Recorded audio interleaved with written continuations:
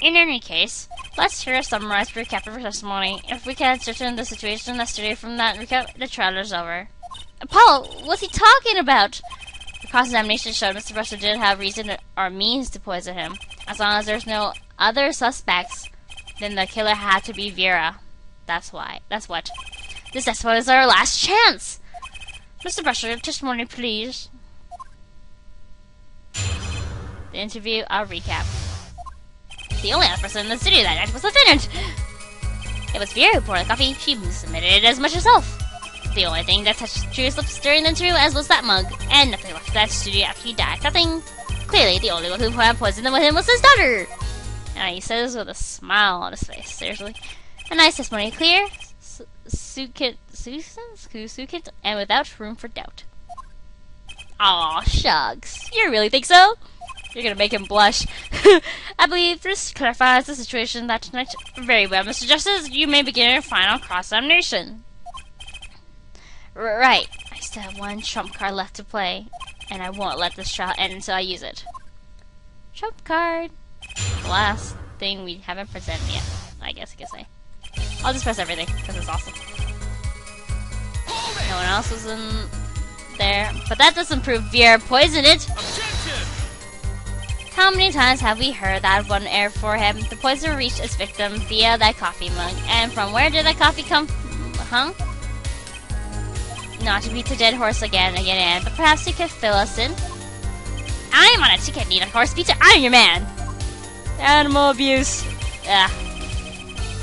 Here, pour the coffee. And you witnessed her pouring the coffee? Of course I didn't witness it. When she came in with that tray, the coffee was already poured and steaming. Let's not to forget that the defendant has admitted to pouring the coffee herself. I heard her statement. I poured, I served, and I killed. Wait, what? That last one was just a little joke. They're not supposed to be joking around right now. I don't think I'm going to get anywhere with this coffee mug. I need to find another weak spot in this case.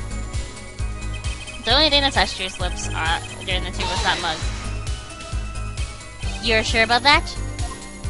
Well, to be really precise, I was busy gobbling mint candies the whole time. One of those candies might have been poisoned! Yet, at the time of this autopsy, no fresh fragrance of mint filled the room. And no mint residue was found. It's a long shot anyway.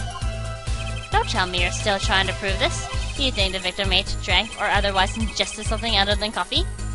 Well, Mr. Justice, if you have some proof, the possibility is there. I can feel it, just maybe not prove it. Not yet. The possibility isn't going to cut it. Not now. Mr. Misham ingested that poison via a route other than coffee.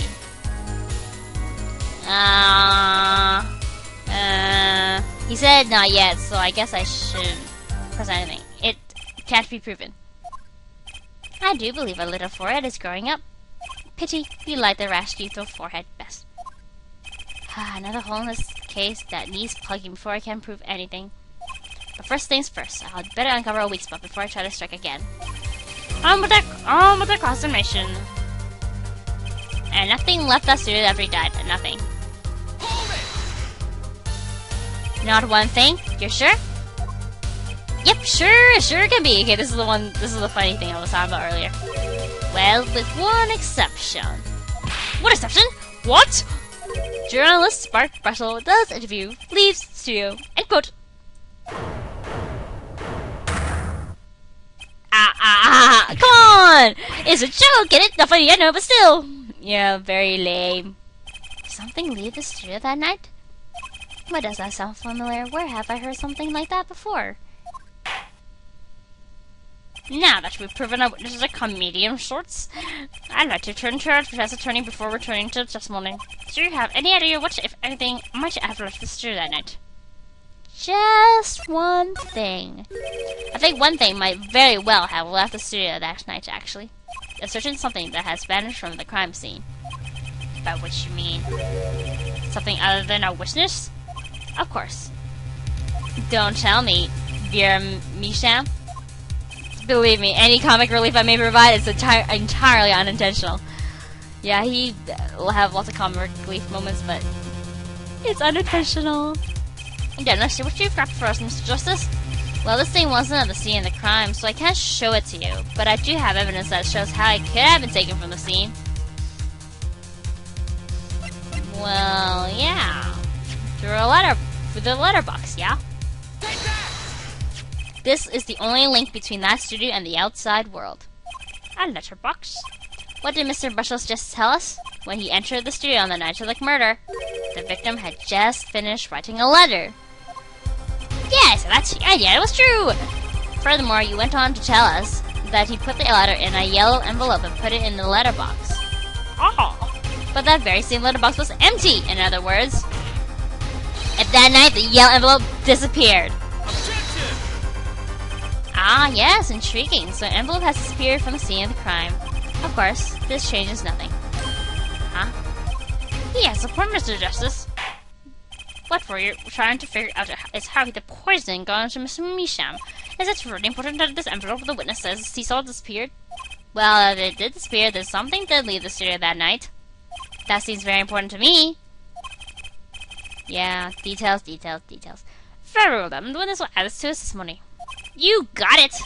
I still think this fails to change anything, Air Forehead. I wouldn't be so sure. A letter disappeared from the crime scene that night. This is exactly the opening I've been looking for. See, Apollo knows how to think for himself now. He is growing up.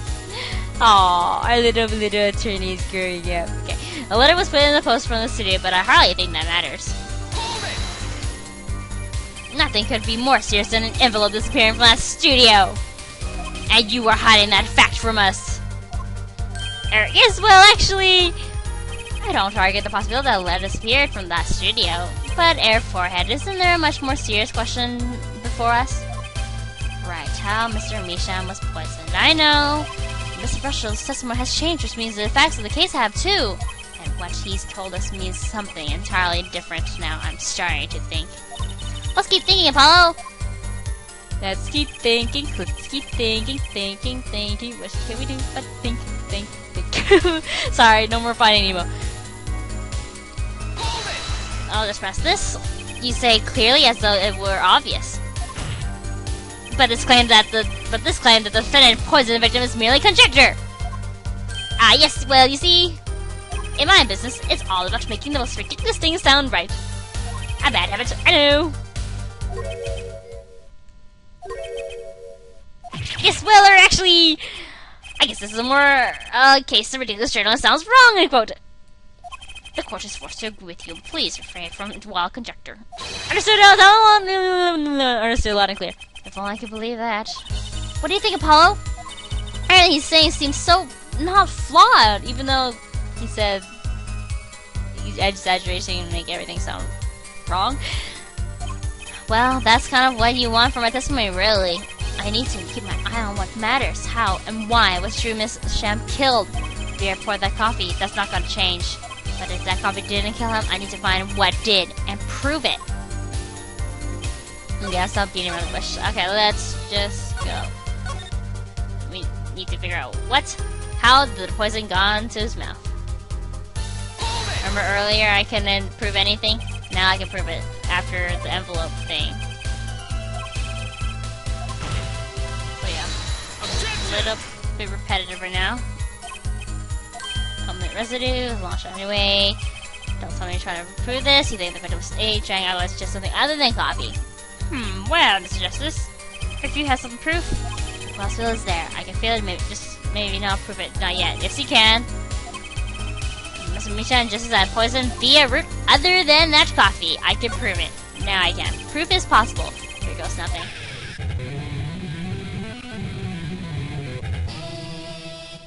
You do understand what we need, yeah? Proof, Air Forehead, not possibilities. Of course. And Prosecutor Gavin, I hope you understand. I'm ready to give you that proof. So confident! Apollo really has grown up. But what did you say? I have proof of the disappearing envelope. As a running letter I did! Which was picked up by the mailman, I assume? Of course, which means that envelope had a stamp on it. A stamp? Ah! As we all know, stamps come with dried glue on the back. No, the stamps I get, they have stickers instead, but whatever. In order to use glue, you have to wet it by licking the stamp. stamps taste disgusting.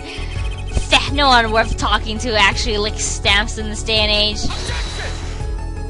Even if you wanted to talk to him, you couldn't. He's dead after all.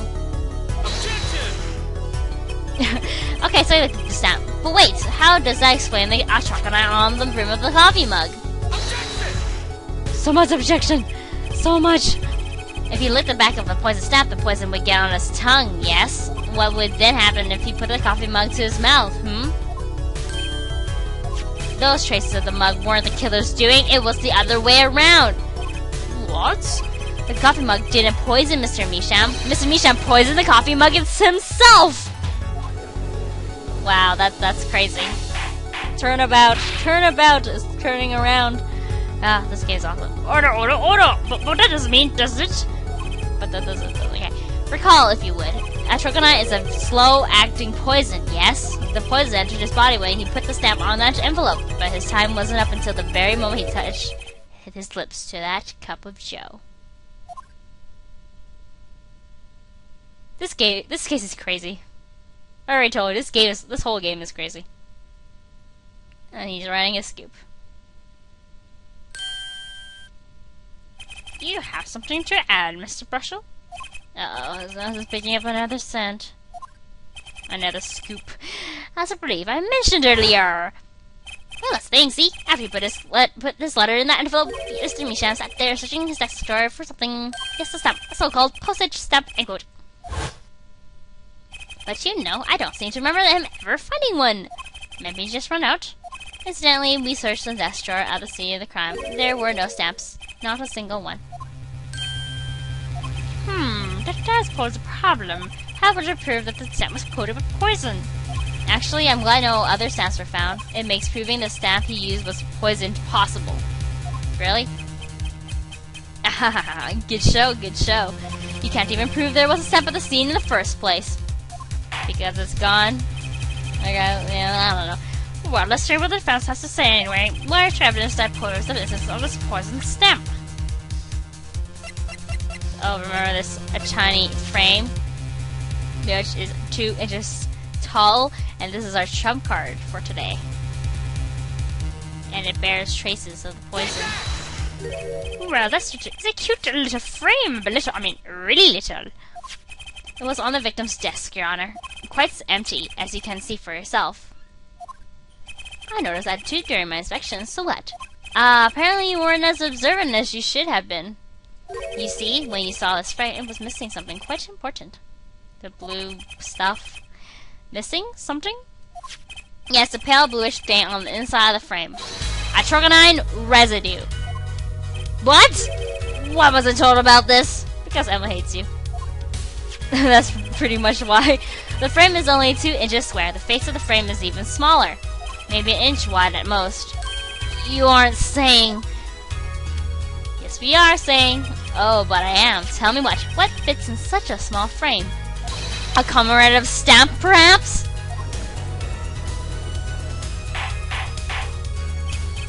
Order! The poison stamp was in this frame? Impossible! But Prosecutor Gavin, what would you put something like that on his desk? Why don't tell me he had it there so he could commit suicide if the mood struck? Oh, that's crazy. You know, can I say something? I had a thought, see? What is this, Russell? And please stop shitting around like that. It's making us all really, or all jumpy too. I don't know. The victim was a forger, right? There's a lot of money in that line of work. Forger's friends, makes enemies too. Ain't good. So the poison stamp might have been a mortal weapon aimed at him.